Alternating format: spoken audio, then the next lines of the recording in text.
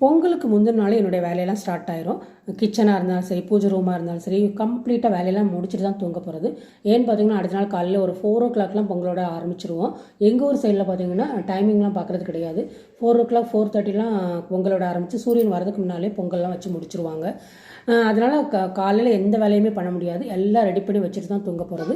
இந்த பொங்கல் எனக்கு அப்படி இல்லைன்னாலுமே வேலையெல்லாம் கம்ப்ளீட் பண்ணி முடிச்சுக்கிட்டேன். ஏன்னு பார்த்தீங்கன்னா, பிரியா அவங்க வீட்டில் இருக்கிறா. அவங்களுக்குமே அன்றைக்கி பொங்கல் அன்றைக்குமே டியூட்டி. அதனால் ஒரு 8:00 அந்த ரேஞ்சில் தான் வருவேன்னு சொன்னாங்க. அதனால் இந்த பொங்கல் கொஞ்சம் லேட்டாக விடலாம் அந்த ஐடியாவில் தான். ஆனாலுமே என்னுடைய வேலையெல்லாம் கம்ப்ளீட் பண்ணி முடிச்சுக்கிட்டேன்.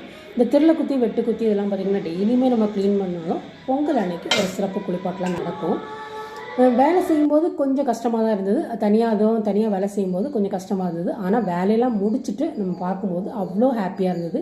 பூஜை ரூம் அப்புறம் கிச்சன்லாம் க்ளீன் பண்ணி முடிச்சுட்டு தான் வெளியில் கோலம் போட வந்தேன். கோலம் போடும்போது கலரிங்க்கு யாராவது கொஞ்சம் ஹெல்ப்பிங் இருந்தால் நல்லாயிருக்கும்னு தோணுச்சு. மற்றபடி எல்லாம் ஆல் ஓகே தான்.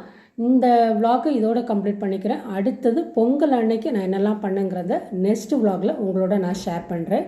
உங்களுடைய கமெண்ட்ஸையும் அப்புறம் சப்ஸ்கிரைப் பண்ணவும் மறந்துடாது.